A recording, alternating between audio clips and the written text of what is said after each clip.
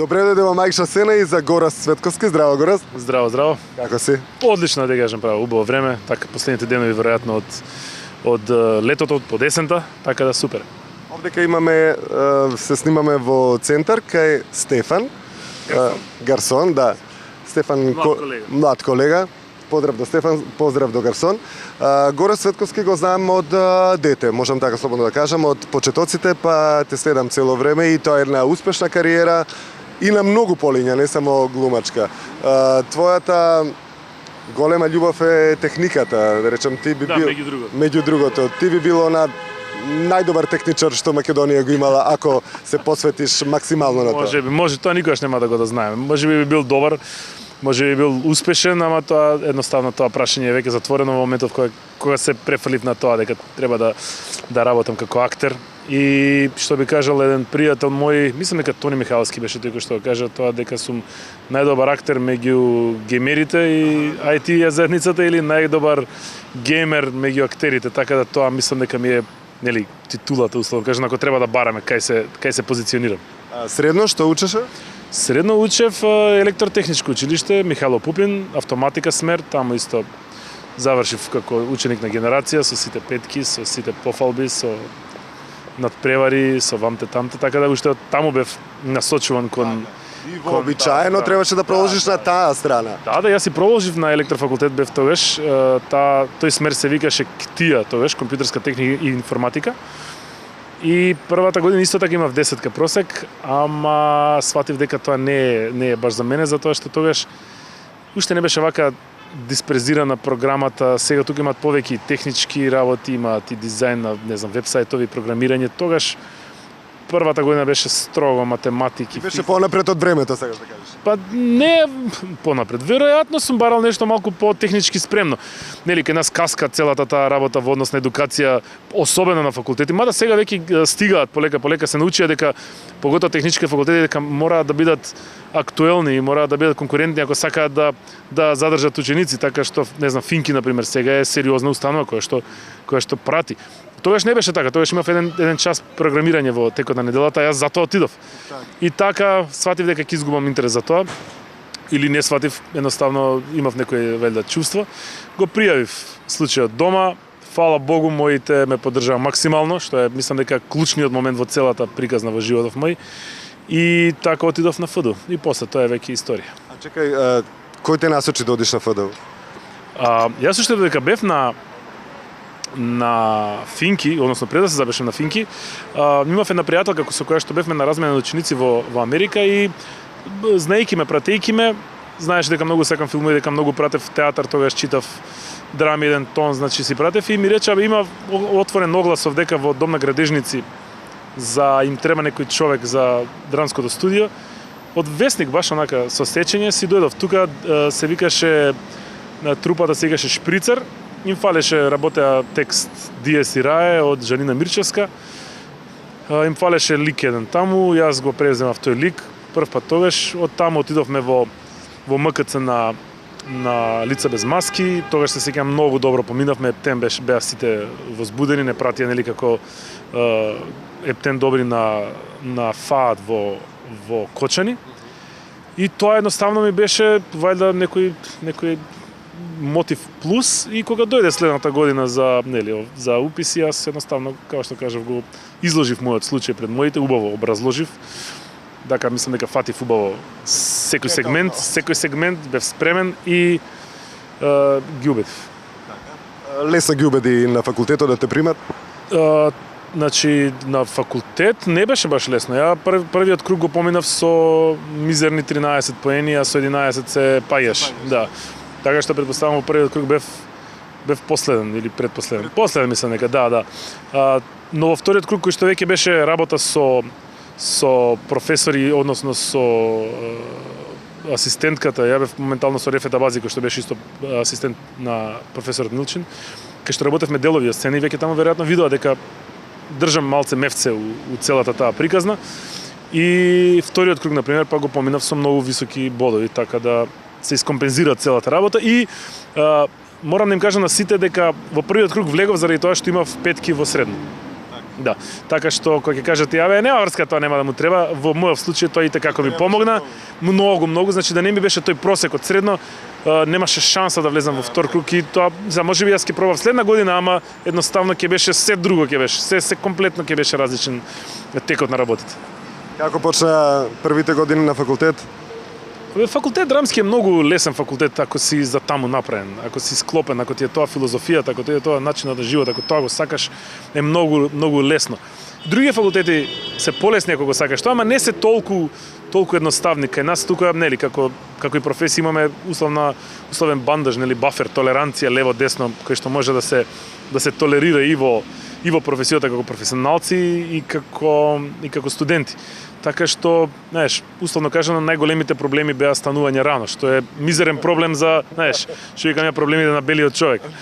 Но другото беше прекрасни процеси, дружење многу, колку и да изгледаат тогаш тешки или невозможни задачите или да се осеќавме утепано мизерно од страна нели на педагозите на факултетот, обично секогаш завршуваше тоа со некој позитивен исход. Барем за мене. Имаше колеги и колешки кои што не продолжија, кои што паднаа, кои што претпоставам дека тој период им бил агонија, но јас и тие колеги што се околу мене што сме активни, мислам дека убав период поминав. Кои се тие што завршивте од твојата класа? Завршивме, машки сме од тие што сме во Скопје, Сашко Коцев, Славиша Каевски, во Битола Никола Пројчевски, во Струмица нашиот сегашен колега Стојан Велков, да, кој што е не пратеник, како се вика тоа, во листа беше сега избран. Потоа тие беа, мислам дека машки, се надевам дека не заборам. Какви машки сте? Нема утка. Машки, да. Од девојките имаме Благица од Скопје, Сонја Стамболџиевска, имаме Неда, не сум сигурен дека негде е вработена, Даниела од Прилепски театар, Лина Чоревска во Битолски театар. Сигурно заборавам уште. Супер екипа, се дружите, се собирате? Не. Освен ние што сме во МНТ конкретно, например, јас Сашко Славиша кој што сме во Гримјор, нас нема проблем. И тука сме од Скопје.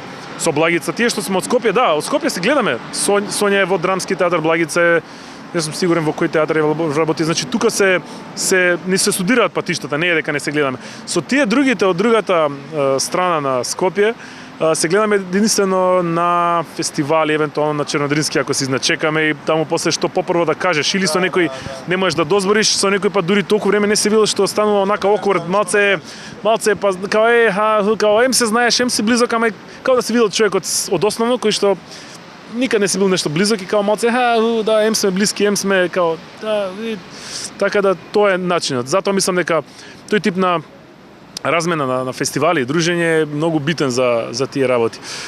Нормално и гостување во театри, но тоа се докаже дека не е баш така едноставно да се испродуцира и да се организира после тоа и така да. Убаво е да се гостува во театар, да смениш малку, секоја промена е добра, но па многу работи се стопираат во едниот театар заради тоа што не си таму или ќе треба нон-стоп да патуваш и тоа малку е логистички малку проблем, а инаку би било преубаво зошто да не да ги прошеташ сите театри и да видиш каква е енергија, затоа што тоа се всушност театарот е собирање и давање на енергија. Тоа е бесценето да може човек да работи со различни ансамбли. Тоа не може да се, не знам како со што би направил компарација споредба да можам да доловам колку е тоа важно да смениш работна околина конкретно за нас. За се е тоа така. За се. Мислам дека и некои од психолози светски кажуваат дека нормално и потребно е било која адолесцентна личност да смени професија на одредено време, онака буквално да избрише све претходно, да си го земе само искуството и да си отиде во нека комплетно друга професија. И тоа го прават еден куп предприемачи, например, сега, тоа е актуелно. Кај нас, например, тоа се случува на филм, затоа што на филм, нели, секојаш филмот имал, условно кажано, пошто ретко се снимаат, предност во однос на театарот, па кога ќе дојде филм, знаеш, сите се прилагодуваат према тој што го снима. Ако годиш на филм, работиш со различни луѓе, различни глумци, различна техника. Мислам, тоа се слични, ама не си ги видел година, 2, 3, во мојот случај 5 може. И тоа, например, е еден прекрасен момент кај што живееш комплетно различен тип на обврски, комплетно различен тип на биоритам. Во тој период навики се менуваат и после тоа си малце си поминал као низ еден тип на целибат, затоа што си успел да го завршиш тоа и така си имаш малце како се вика награда за себе си дека си достигнал нешто кое што претходно не било. И тоа е нели на ниво на ментално, на психичко, на ниво на финансиски е исто така многу исплатливо. Горест, продолжи она да бидеш сите десетки да ти бидат на факултет, да бидеш оној кој што сака да е максимумот да го има достигнато? Не вркав просек, таму не вркав просек. Иако таму бев имав исто висок просек, 9.285 ми беше финалето, единствена од ниските оценки ми беше англиски оценката. Што е чудно. Иронијата беше дека на тој испит се сеќам писмен беше, на тој испит на сите им помагав, знаеш, така беше целата се сеќам работа. И јас имам многу лош ракопис. И мене ото ми е А, и ето ми е И сега тоа е на долга работа која се влече од детство. И испадна така да земав многу лоша оценка, после тоа професорката ми рече да ме даде преполагај го повторно. Ама јас тој момент бев така, не бев толку многу загрижен за тоа, дури бев и гневен на тоа како она може, а знае дека кога сме разговарале на часови сум сосем окей, дека знам. Јас учев англиски од MTV, учев од Cartoon Network, учев од Eurosport, учев од не знам еден куп од списанија што ми стига на времето, значи ова зборам се компјутерски, нема никаква врска со уметност. Мајка ми е професорка на англиски дополнително, значи тоа беше една апсолвирана работа уште од детство. Ама еве тука се случи тоа и заради тоа би се намали малку просекот, ама не беше ништо страшно, затоа што тогаш беше убаво, затоа што земавме стипендии 3000 денари секој месец, за студенти тоа беше многу јако дека ни доаѓа, ама секако влегувавме во тој просек. Така, ама не бркав конкретно дека сакав да бидам. Едноставно ако важно ми беше што на крајот на студирањето по главните предмети ми беа секогаш десетки, што е за мене сосем доволно. Кога дојде запослувањето? И како дојде? Па не чекавме ние многу во однос на запослување. Запослување сега активен бев од како заврши, значи немаше период кај што бев многу луфта, да. Имав период да речем, не знам, можеби една година дена дека тук таму нешто синхронизација ваму таму, ама многу набрзо тоа почнав да се активирам во театар. Прво во Кумановски се сеќавам, во Љубиша Ристич ме зема, што е многу чудно. Покрај Сашко, и тоа Сашко не играше во таа представа, но јас се дружев многу со него и многу одев да го гледам на представи, многу се дружевме таму и така директорот Гиле тогаш рекол, дај Гораст. Од таму после тоа кога се вратив во драмски испозема и таму имав многу представи на репертоарот, мислам дека беа 7 или 8. Неколку замени, неколку овакво и од тогаш се сеќам со доајените тамошни као ти си печен за тука, нели, тој тип на зафрканци, на местенки, на зезање, на уживање, на седење, заседнување, еснавски момент, тембе онакви као мора да останеш тука. И јас бев буквално таму печен и во МНТ имаше два конкурси кои што намерно ги скокнав, нели, за тоа дека ми рекоа за таму. Дури ми беше она кажано, нема се пријавил таму, да. Да, и дојде моментот кај што се отвори едно вработување за, нели, преку ред за човек, као почна да ме мафта, да ме права, да ми објаснува дека тоа требало така, морало така, било вака, окей, јас си поминав преку тоа, пошто нема врска, јас сега го си имав паушал од многу ситна сума, нема врска, кефот беше тој, млад бев, работев. Ама после кога дојде вториот пат, кога пак истото се случи за друг човек, и веќе едноставно изгубив волја, ми се уби мотивот таму за работа, иако си работев фул, и Сашо Миленковски не викна да играме кај Срđan Акиевич во Дракула, и од тој момент ги прекинав сите, полека сите можни контакти со представите со драмски, за жал. Од друга страна па за Арно, Сашо Миленковски не стави одма на паушал, после тоа некое време, после паушал си бевме, нели, си теравме, без никакви проблеми игравме, теравме, правевме, пустевме. Дојде момент како што се ослободува места, не вработи сите кои што можеше и така од тогаш сме, тоа мислам дека беше негде 2007, ако не се лажам, година. Јас заврши 2005-та. Со Сашко бевте неразделни, иако тој беше во Куманово на почетокот? Да, го собравме тука греот, кога го гледаме талентиран, убав, паметен, тогаш. Ајде, викам нека дојде. А да, стварно беше така. На почетокот ние се дружевме многу со Славиша, пошто он од Скопје, јас од тука и многу полесно ни беше. Сашко кога ќе отиде во Куманово, без разлика, значи он може да остане една вечер, две, преспиваше кај другари, се тоа, ама едноставно кога не си тука, не си тука. И Сашко направи многу добар потег. Дојде за озбилно овдека. Вратите му беа отворени затоа што се гледаше дека човекот е искрен, дека сака да работи, дека е пред се талентиран. И така тргна целата работа и како што кажав, после тоа све си е минат историја, да. Твоите точно кажа дека те поддржуваат да се запишеш и после тоа останаа верни твои, да речем, фанови на секоја премиера. Со татко ти и мајка ти сме се гледале, сме те фалеле како се што се. Да. Мислам, мајка ми и татко ми се пример за какви треба да бидат според мене родители. Јас колку и пати да ме прашуваат, кога ми речат кажи кои ти си идоли, идеали во животот, и до секогаш сум ги пишал родителите затоа што имам многу убави спомени од детството и секогаш ме поддржувале там без разлика, значи тоа можеби не било слепо поддржување, не било на прва лопта као окей, терај што правиш, него не, тоа било убаво сослушано, дадено веројатно некој совет, но само знам дека доколку јас успеам да бидам родител како моите родители на моите деца, јас сум ја завршил работата и можам комотно да се пензионирам и да нема мислам веќе. Па сигурно ќе бидеш крушата под круша паѓа, не за џабе е кажано. Секогаш е тоа така, некогаш крушата е скапана кога ќе падне, знаеш. Овакво, но јас се трудам да бидам да го искористам тоа што сум го апсолвирал во текот на животот од моите. Тоа, знаеш, на дете е едно кога ќе му кажеш нешто да прави, затоа што слуховно он го процесира, ама знаеш, од едно влегло, од друго излегло.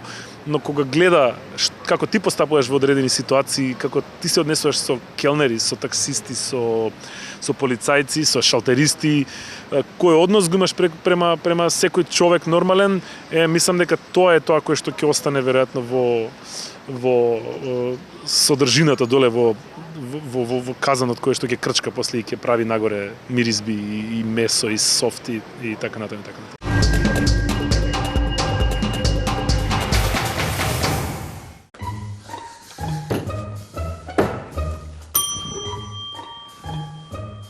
Въпричте, имам анонимна дојава. Каква? Анонимна. Вапер, дека све клавале во јадењава некој маштраф, со што све и навлекувале луѓе во дидет кај вас пак. Не сме го клавале. И цело време гостират и пак барат. А не им текнува да си ги чистат кундрите. Опа, значи признавате. Све. Кај е робата?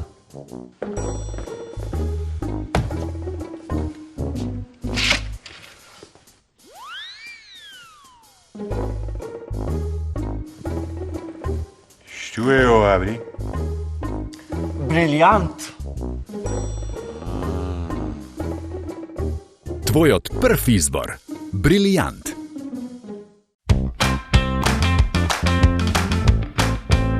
Во мало практично пакување за дневна употреба. Во сите подобро снабдени аптеки и маркети и во вашиот джеп. Сода бикарбона од витаминка. Секогаш при рака.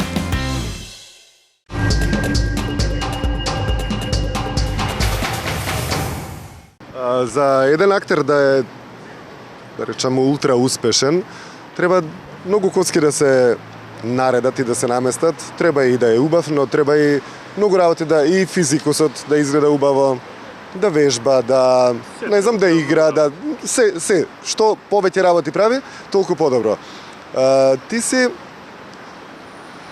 повеќето успешни сега актери на почеток кога почнувале биле малтретирани во наводници да играат се и се што и многу да играат. И ти си еден од тие кога и да појдеш во театар ти играш некоја улога, дали е тоа главна, споредна или епизодна, не е бито и тоа, знаеш, ти немаш свој живот и си фактички само на сцена цело време. Или од сабајле имаш, не знам, за нова улога, некоја проба, па вечер играш во некоја друга представа. И како ти беше тој дел од животот кога беше ти презастапен, да речам, на сцената? Тоа беше откако влегов во МНТ, како влеговме, да. Имаше тогаш Миленковски направи еден многу добар потек, а знаеше дека фали, тоа порано го решавале со тантиеми, нели, као не тантиеми, туку као по учинок. Значи кој колку играл се делеле од сите и тие биле малце финансиски мотивирани. Кај нас тоа го нема и тоа е огромен проблем затоа што тоа е сулудо сегде во било која друга компанија, во било која фирма недржавна. тоа што го правиш треба да има да бидеш награден за тоа што ако нешто си допринел, дали е тоа награда, дали си ја спасил компанијата од некој спор судски, значи за правниците, значи тоа мислам дека треба да биде пракса. Кај нас тоа се изгубило на времето со трансакциски сметки и воведување. И Саша Миленковски свати дека тоа е дупка и направи еден фестивал што се викаше Амфи, односно награда Амфи, која што значеше награда за човекот кој што има најмногу одиграни представи. Не се бројат големина на представи, значи едноставно колку изиграл представи, може си бил замена, не е битно, значи бројката си е бројка. И првата година беше Микич, или првата и втората беше Микич, јас бев третата година. И таа година имаше 150 представи одиграно, јас имав 117. Значи вкупно во театарот имаше толку, јас имав 117. Беше жал што не си беше во сите 150. Малце ми беше глупо што не бе во 150 до 150 тоа. Али тогаш бевме дечко девојка во мало станче во Скопје. Единствената работа што ни беше важна да станеме од сабале, да дишеме и да твориме, не се грижевме за никакви други проблеми. И тоа како што поминуваше времето, приоритетите се менуваат, нели, доаѓаат друг тип на фамилија, друг тип на обврски, финанси се опрашани, така натаму и едноставно јас некако си насочи водата на мојата воденица полека, малце олабави со представи, па тој период кога ми се родија двете деца, онака на 3 представи, една прифаќа, фала Богу, директорите беа тогаш многу увидни, не дека за други не се, за секојаш, нели, таква е професијата, жива е и знаеа зашто стана збор, исто и режисерите, и мислам дека тоа ми е една од најважните, најубавите потези, правилните потези што сум ги направил. Можеби не во ниво на поле на кариера, затоа што малце губиш од видливост, значи малку губиш од кондиција во однос на сцена, но моментите на тоа дека ги проводев двете деца, не знам, ги шетав на крстот, ги носев на парк додека уште се движат, во автобус се сеќавам како денес кога прв пат го однесов. Значи тие работи едноставно мислам дека мислам многу драги и во ниеден момент мислам дека таа одлука не ја сгрешив. И така тоа после како што поминува време доаѓаат други горастовци кои што исто така живеат во изнајмени станчиња со своите партнери и единствено нешто што им е важно да творат и да се на сцената, па тие малце ја носат енергијата, јас малку олабавувам колку што може и така тоа е еден циклус на повторување, на рекурзивност што сега за сега јас сум многу среќен што така глатко се преидува од една во друга, во трета фаза. Се редеа многу улоги театарски, се редеа и филмски улоги. Пак ќе кажам, треба да поседуваш нешто, да те сака и камерата, не само сцената. Театарските штици, туку да те сака и камерата за на филм. Многу. Филм е исто така многу, како и театарот е многу и знаење, искуство е многу битен момент, знаете тоа. А кај нас, фала Богу, не секој има шанса да искуси доволно време пред камера, да искуси, да види како изгледа, да си ги искалибрира реакциите, начинот на игра, актерска и така натаму.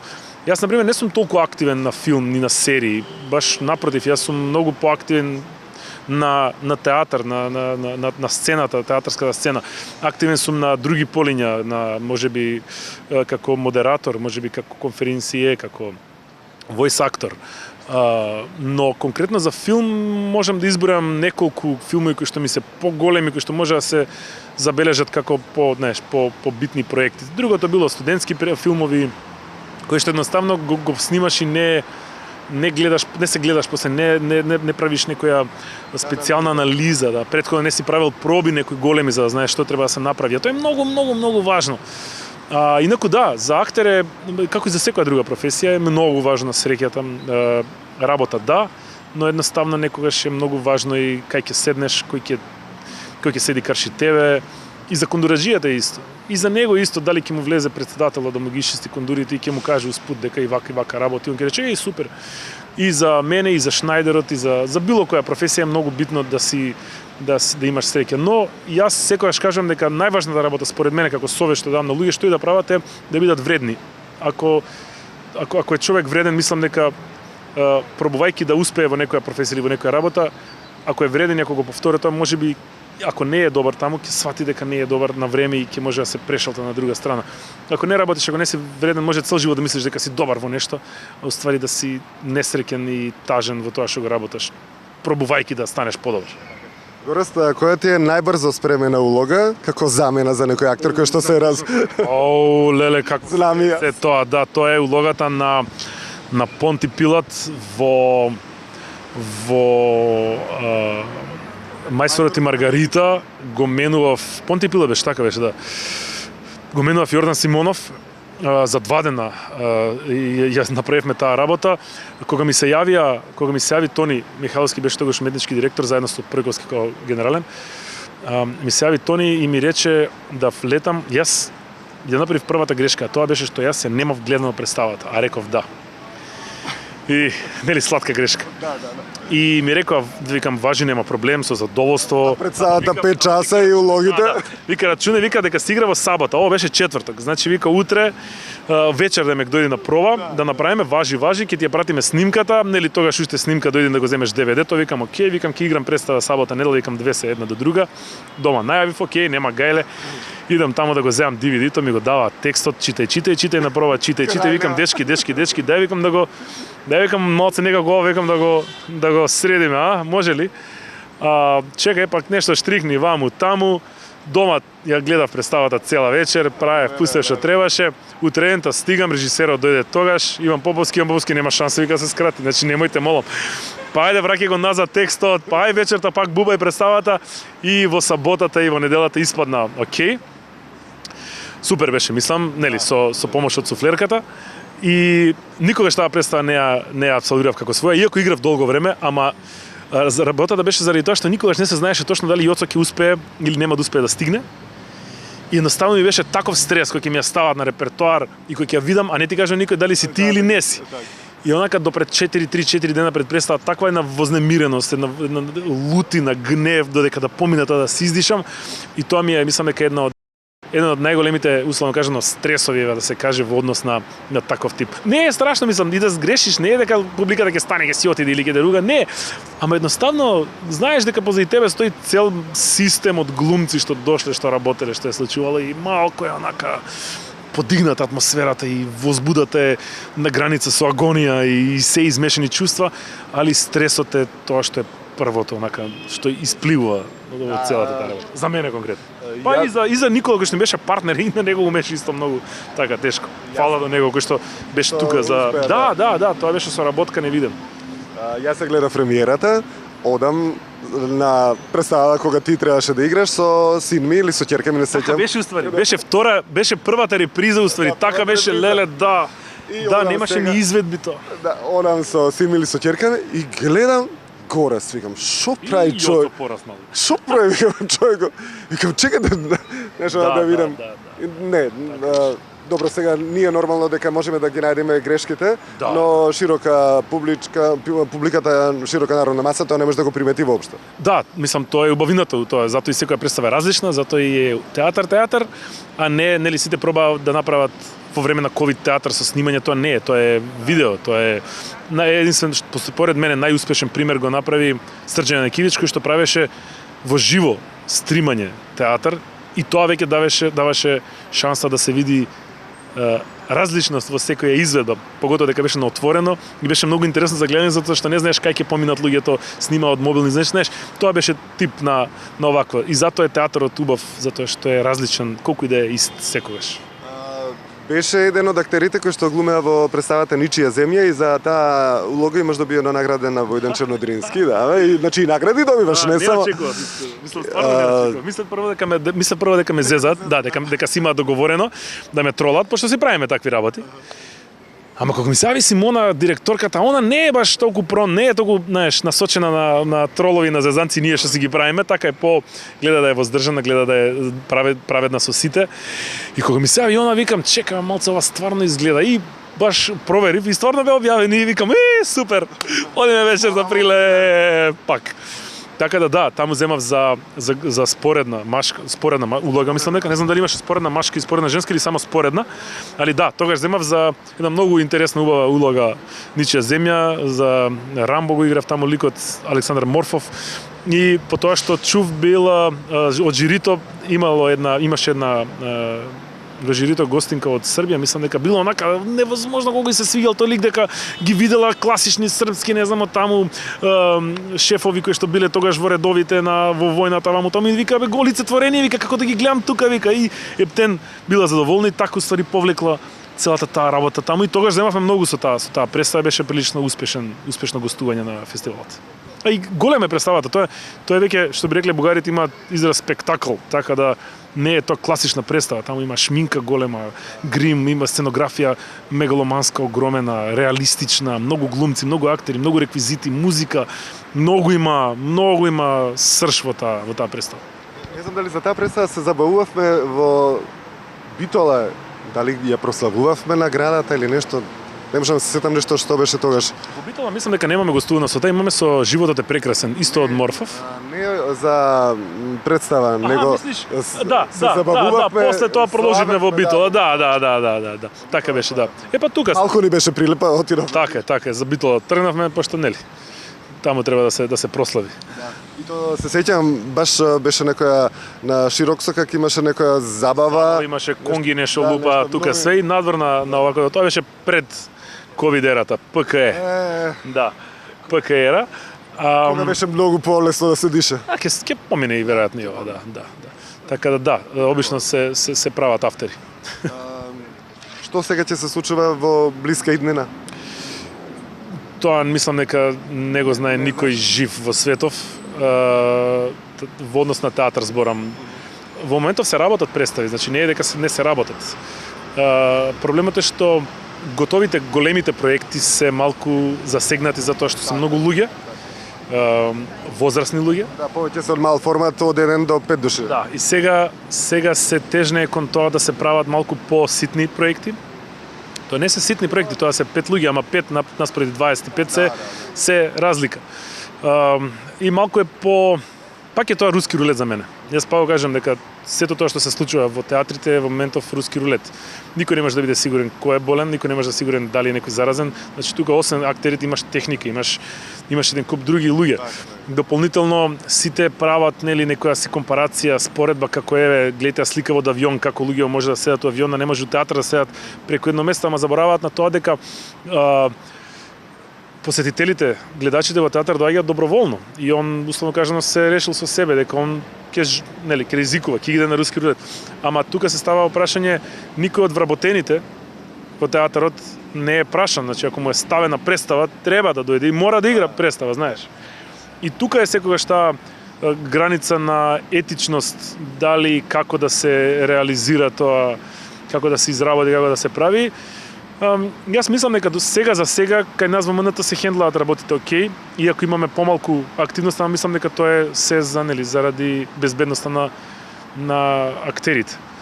Сега се тоа зависи од менеджментот од театар до театар, некои играа со визири пластични, што е според мене, знаеш, глупост. Некои збореа дека играа со маски, што е уште поголема глупост. Играат регуларно, знаеш, интимни представи, што е многу голем ризик според мене.